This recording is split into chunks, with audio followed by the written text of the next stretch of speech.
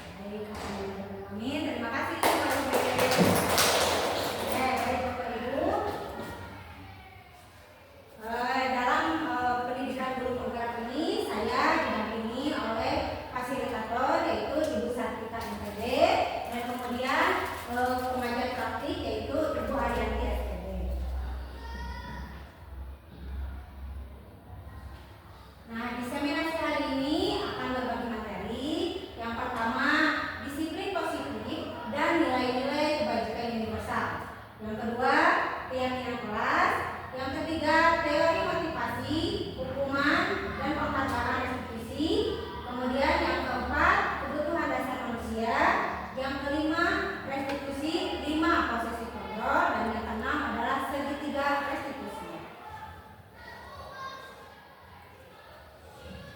Nah, ada pertanyaan, bagaimanakah lingkungan belajar yang dapat memungkinkan setiap anak untuk dapat tumbuh dan berkembang secara maksimal? Suasana seperti apa yang ingin Bapak Ibu ciptakan untuk mendukung tumbuh kembang anak agar berkembang secara maksimal? Ya, Bu ya. Suasana lingkungan belajar yang nyaman, sehingga anak itu ketika belajar itu tidak segan, tidak ada rasa was-was atau takut. Iya, baik. Terima kasih Bu Dia. Baik Bapak Ibu, jadi tentunya kita semua sepakat dalam proses pembelajaran kita ingin menciptakan pembelajaran yang menyenangkan, yang positif, serta tidak membuat anak-anak itu menjadi tertekan. Ya, jadi ingin membuat suasana semenyenangkan dan senyaman mungkin.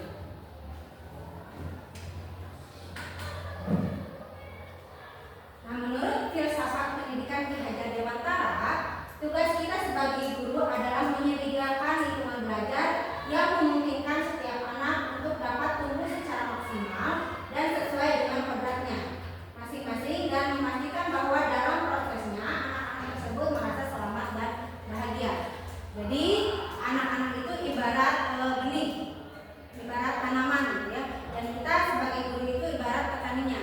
Jadi bagaimana kita sebagai guru bisa menumbuhkan anak-anak untuk menjadi anak-anak yang terbaik. Sebagai petani kan ingin ya tumbuhannya, tanamannya, benihnya itu menjadi benih-benih yang terbaik, menjadi tanaman yang menghasilkan buah-buah yang baik. Nah, seperti itu juga kita sebagai guru tentunya ingin menghasilkan anak-anak yang terbaik, dan kita sebagai guru harus mampu menciptakan hal tersebut. Baik, untuk selanjutnya, menurut Ki Hajar Dewantara, sekolah diidentikan sebagai sebuah taman. Taman adalah tempat yang nyaman, aman, tenang, dan menyenangkan untuk bermain. Oleh karena itu, proses pendidikan di sekolah harus menerapkan budaya positif yang menyenangkan dan membahagiakan bagi siswa. Dan untuk penerapan budaya positif, proses pendidikan dan pengajaran di sekolah harus menerapkan budaya positif yang mencerminkan nilai-nilai universal, menyenangkan dan harmonis yang terbangun dari budaya positif, sehingga dapat mewujudkan generasi emas, cerdas, dan berkarakter. Nah, budaya positif itu sendiri adalah merupakan perwujudan dari atau keyakinan universal yang diterapkan untuk terwujudnya budaya positif yang kita cita-citakan di sekolah kita. Nah, adapun tujuan penerapan disiplin positif yaitu untuk mewujudkan murid-murid yang berkarakter disiplin, santun, jujur, peduli, bertanggung jawab, dan merupakan pembelajar sepanjang hayat sesuai dengan standar lulusan yang diharapkan. Jadi tentunya tujuan dari disiplin positif ini ingin membuktikan bahwa lulusan dari sekolah kita itu mampu bertarung di tingkat selanjutnya.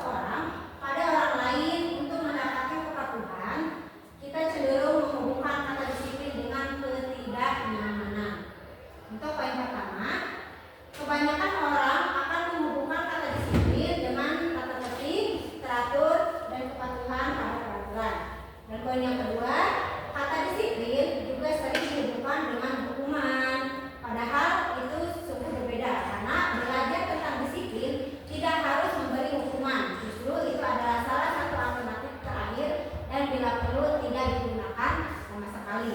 Nah, jadi semua ini tentang hukuman ya Bapak Ibu untuk disiplin ini. Baik.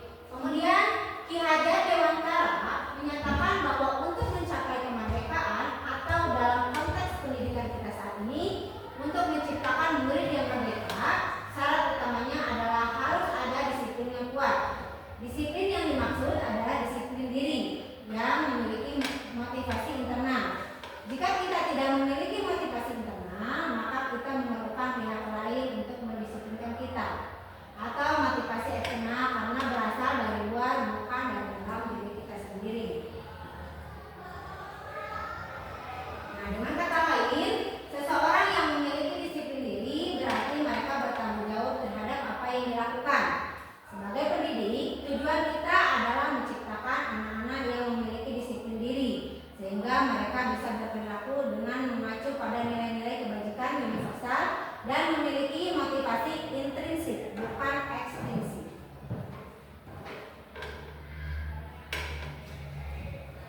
Nilai-nilai kebajikan, nah ini nilai-nilai yang disepakati bersama, ya terlepas dari itu suku, bangsa, agama, bahasa maupun latar belakangnya. Contoh nilai kebajikan profil pelajar Pancasila itu beriman, ya, bertakwa kepada Tuhan Yang Maha Esa, berakhlak mulia, berkebinekaan global, gotong royong, mandiri, kreatif dan bernalar kritis, ya, serta ada subunyi yang lain yaitu toleransi, rasa hormat, integritas, mandiri, menghargai, antusias, empati, keingintahuan, kreativitas, kerjasama, percaya diri dan komitmen. Adapun nilai kebajikan untuk keterampilan hidup atau life skill yaitu dapat dipercaya, lurus hati, pendengar yang aktif, tidak merendahkan orang lain dan memberikan yang terbaik bagi diri sendiri.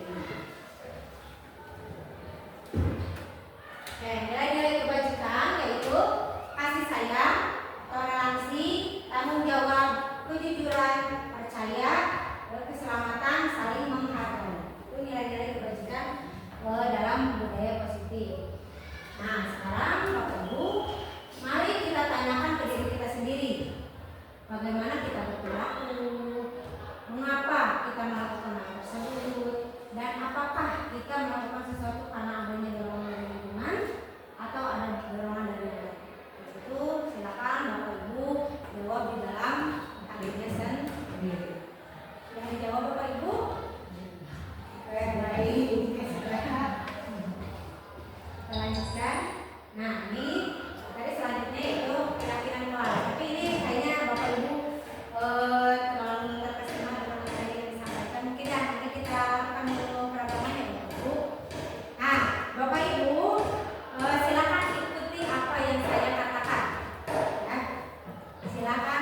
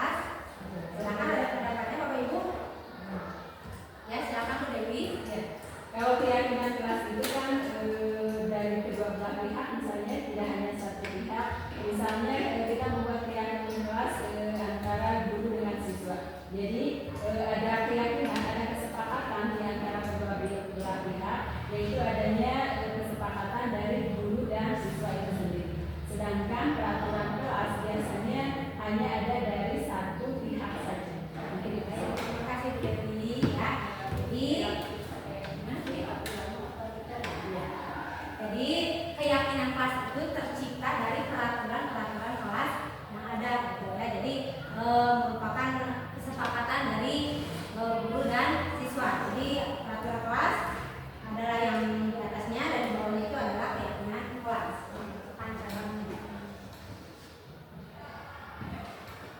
Baik, untuk pembentukan keyakinan kelas, yang pertama itu bersifat abstrak, dan yang kedua berupa pernyataan universal, dan yang ketiga dibuat dalam pernyataan positif. Jadi tidak ada kata jangan membuang sampah sembarangan seperti itu ya Ibu.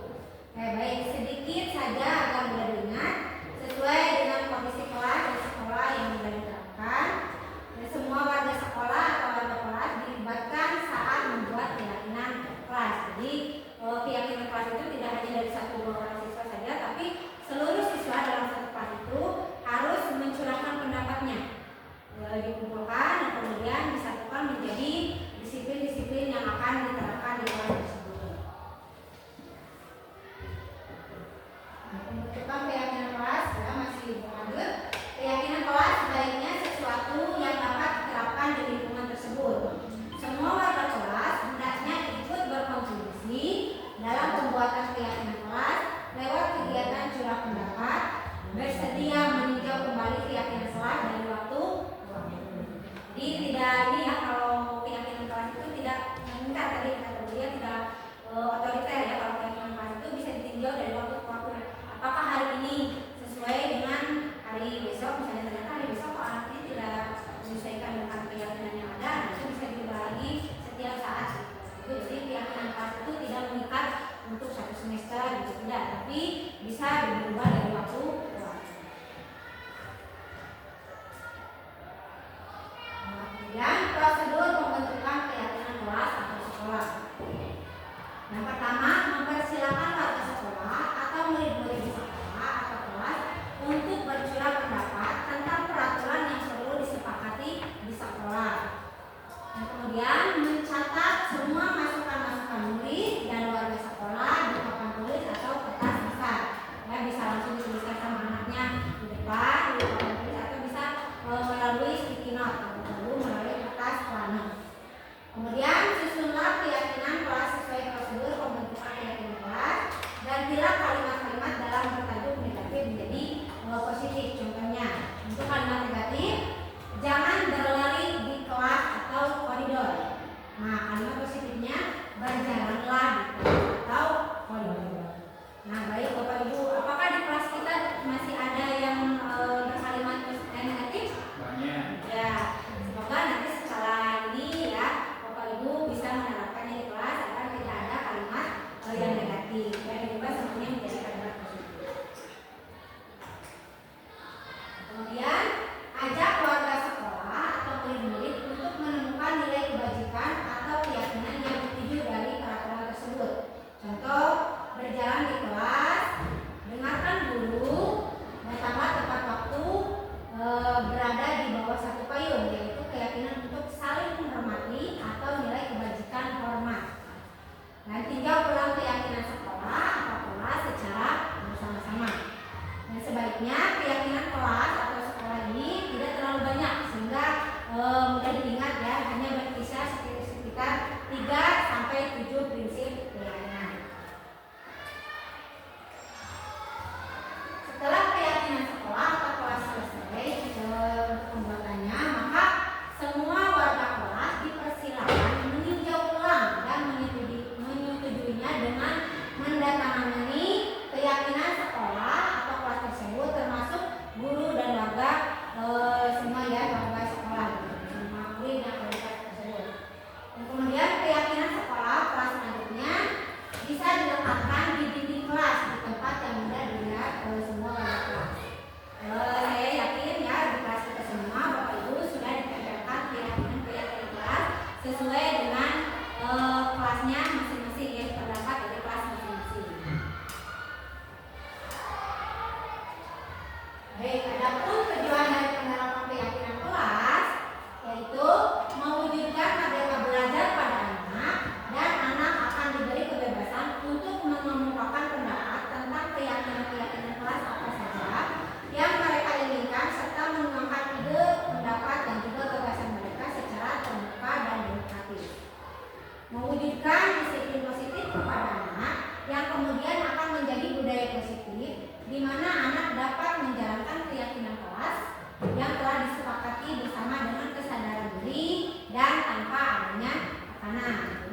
Kenapa ini keyakinan kelas fleksibel? Karena itu, jadi biar anak sadar dengan apa yang sudah janji yang berbeda. Kemudian konstruksi lainnya adalah untuk membentuk karakter yang positif pada anak melewati kebiasaan-kebiasaan positif, perilaku positif, serta keteladanan dari seluruh warga sekolah, yaitu guru dan murid. Kemudian menunjukkan adanya semangat belajar pada anak. Nah, ini ada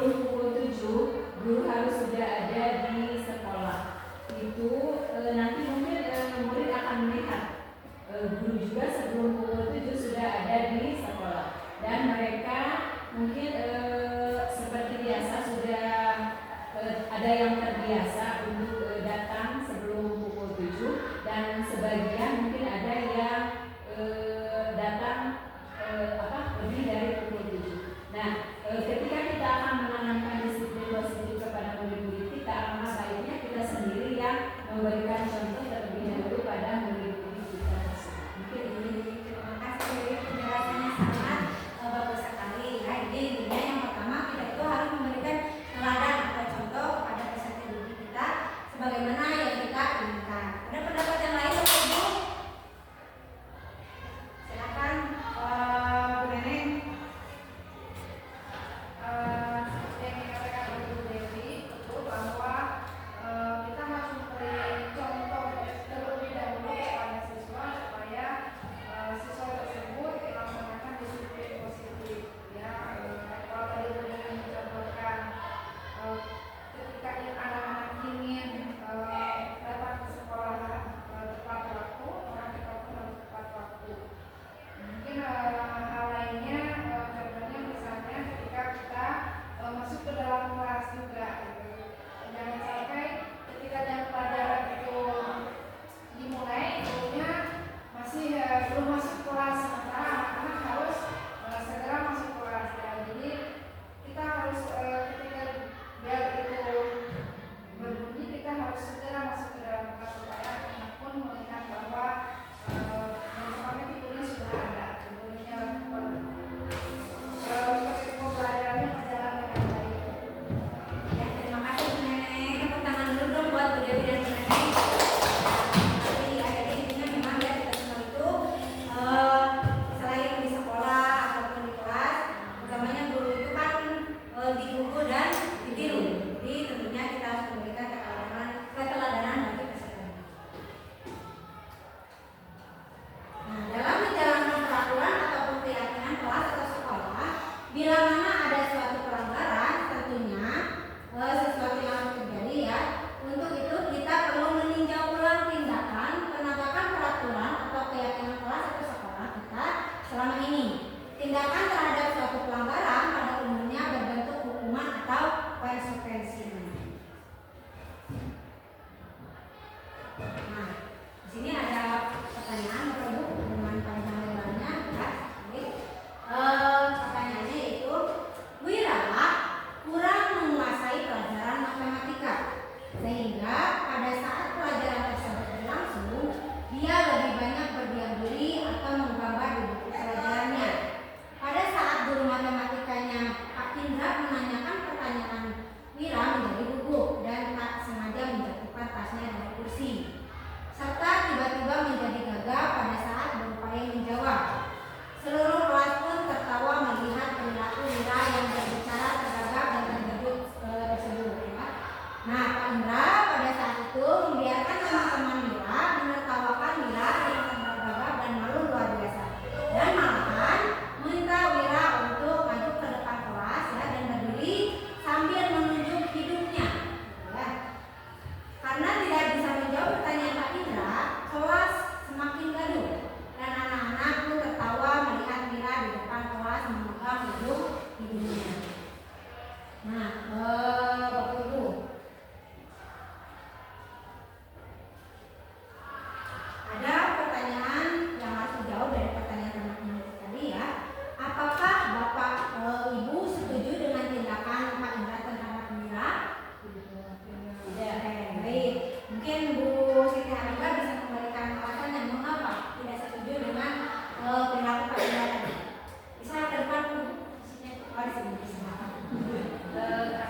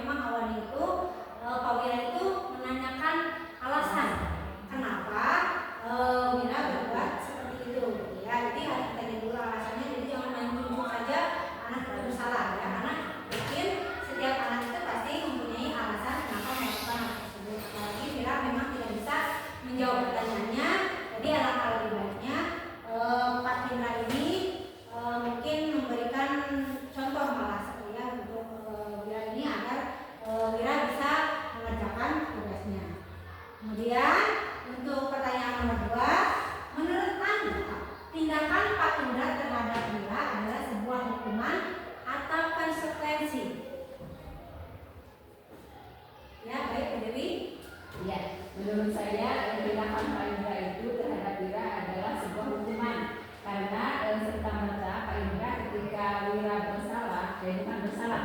Ketika Wira tidak bisa menjawab pertanyaan, dia langsung memberi hukuman kepada Wira, yaitu dengan berdiri di depan kelas sambil memencet ya.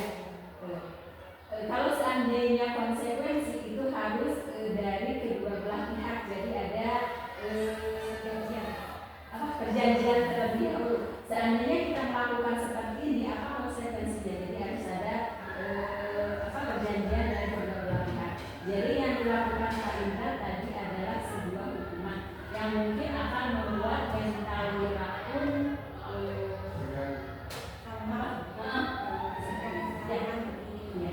Terima kasih Bu Dewi Kurniasari ya. Sebenarnya apakah Ibu Bapak setuju dengan jawaban Bu Dewi Kurniasari? Jadi apa yang dilakukan oleh Pak Indra adalah merupakan sebuah hukuman ya, karena itu hanya dari Pak Indra sepihak gitu ya, bukan hasil kesepakatan bersama antara guru dan siswa.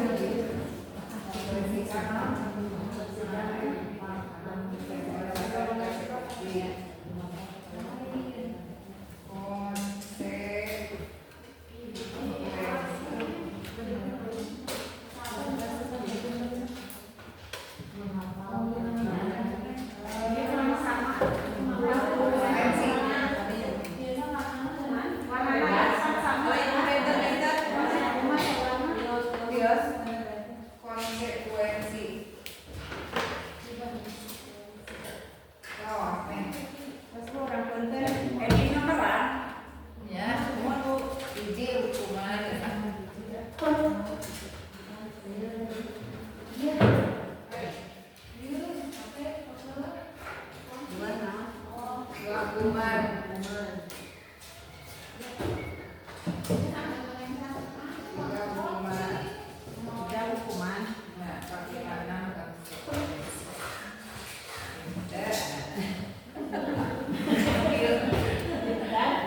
Bapak Ibu, ini pertanyaan nomor ini ya adalah di belakang dulu.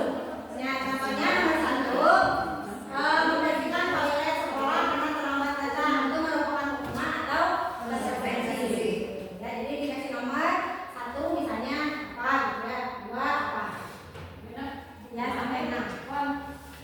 Pak, boleh untuk nomor 1 dan nomor 2 itu kan sama-sama terlambat datang ke sekolah, maksudnya? Nanti akan dijelaskan Bapak, silakan dijawab. Aku jawabannya itu gitu.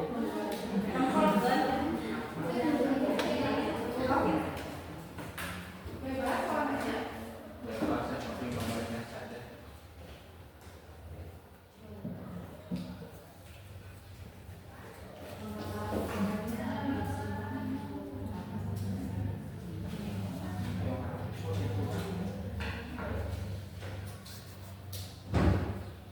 Baik, Bapak Ibu, apabila jawabannya sudah, silakan aku tempelkan di sini depan untuk nomor 1, 2, 3, 4, 5, dan 6. Oleh siapa Bu dikatakannya? Saya mau Bapak Ibu sebut.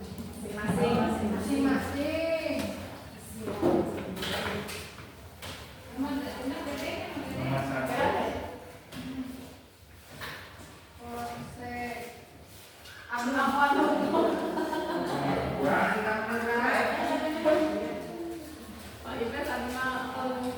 Nomor 2. Nomor 10. Yo, balik dengan kena. Nanti kumpulin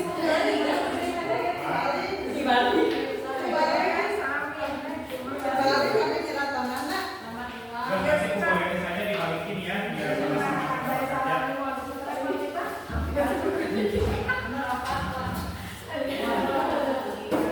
Jangan pegang saja.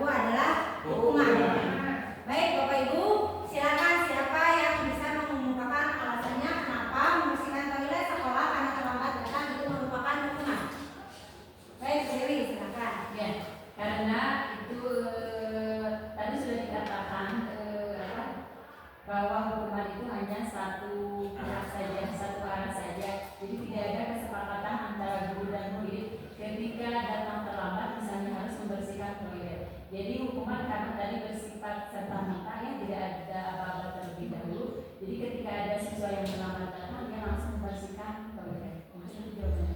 Baik, terima kasih Bu. Jadi betul ya, tindakan guru yang pertama membersihkan toilet sekolah karena terlambat sekolah itu merupakan hukuman karena memang tidak ada kesepakatan antara kedua pihak, antara guru dan siswa. Jadi itu serta-merta ketika anak datang ke sekolah dadakan langsung disuruh membersihkan toilet. Ya. Baik, Bapak Ibu, sekarang kita lanjutkan ke pertanyaan kedua. Lari mengelilingi lapangan basket 2 kali karena terlambat hadir ke sekolah. Kita lihat jawaban Bapak Ibu.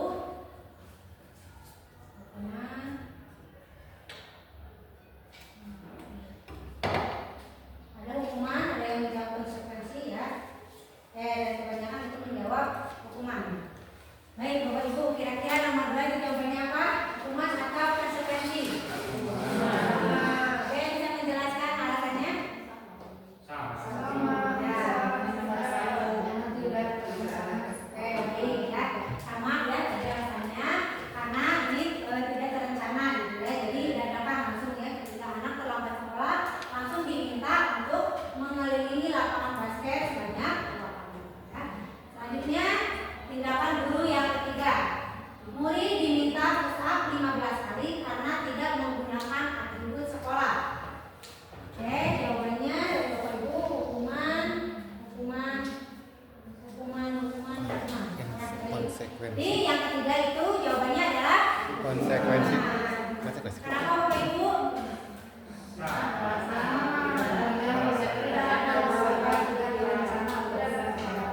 Ya, tapi kan menggunakan atribut sekolah itu merupakan sebuah perencanaan.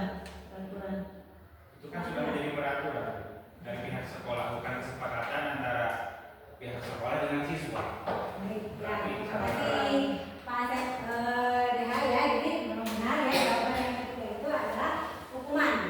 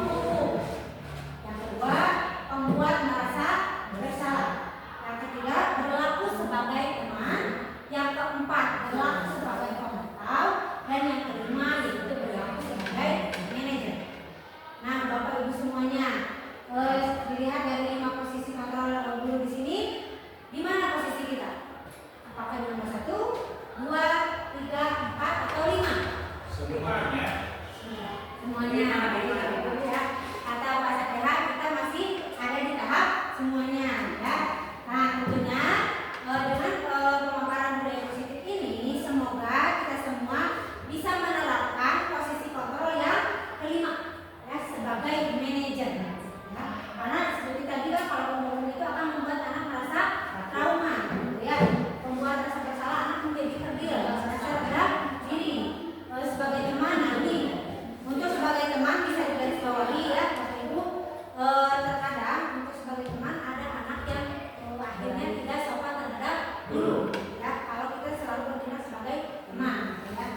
Sebagai pemantau gitu ya, guru hanya memantau aktivitas siswa apa yang dia kerjakan, ini anak merasa risih kok saya dipantau terus nih sama ibu bapak ini gitu ya. Jadi sebaiknya kita adalah bersikap sebagai manajer. Jadi kalau sebagai manajer kita harus menggerakkan peserta didik untuk bisa menemukan potensinya masing-masing sesuai dengan kodrat alam dan kodrat zaman yang mereka miliki. Nah ini Bapak Ibu, dalam penerapannya yaitu ada segitiga restitusi. Segitiga restitusi ini adalah suatu proses dialog yang dijalankan oleh guru agar dapat menghasilkan murid yang mandiri dan bertanggung jawab.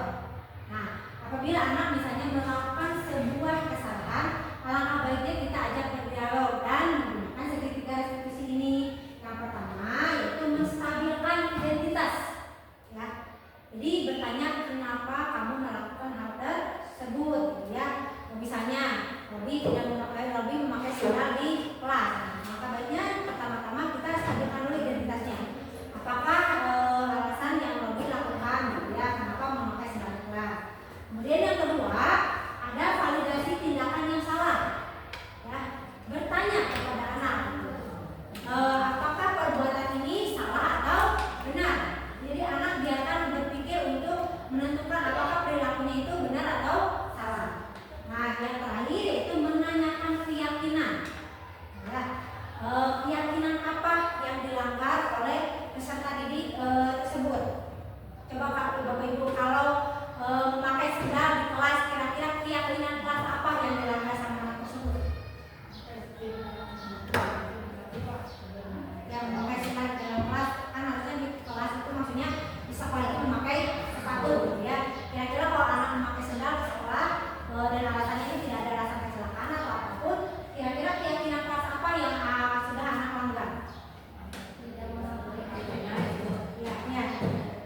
Berarti keyakinan kelas tentang kedisiplinan gitu ya. Karena kan kalau di sekolah itu harus memakai sepatu. Jadi yang sudah anak langgar itu adalah menanyakan keyakinan. Baik Bapak Ibu, sekarang sampailah pada saatnya kita untuk melakukan kesimpulan dari apa yang telah kita lakukan dalam kegiatan ini. Baik, silakan Ibu atau Bapak, saya minta 2 orang untuk melakukan kesimpulan. Dari Bapak 1 orang dan dari Ibu 1 orang. Oke, ya. Silakan.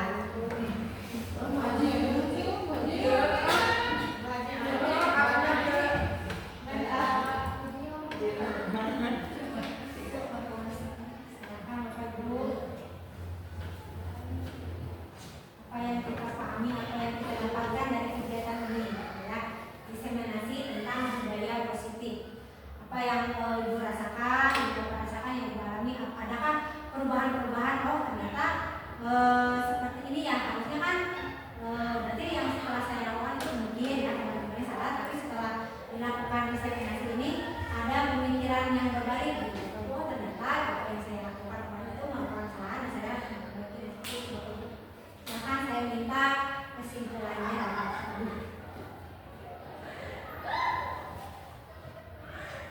Baik Pak Satya, silakan. Oke, kalau menurut pendapat saya berdasarkan yang dipaparkan oleh Ibu Redi, sangat setuju sekali.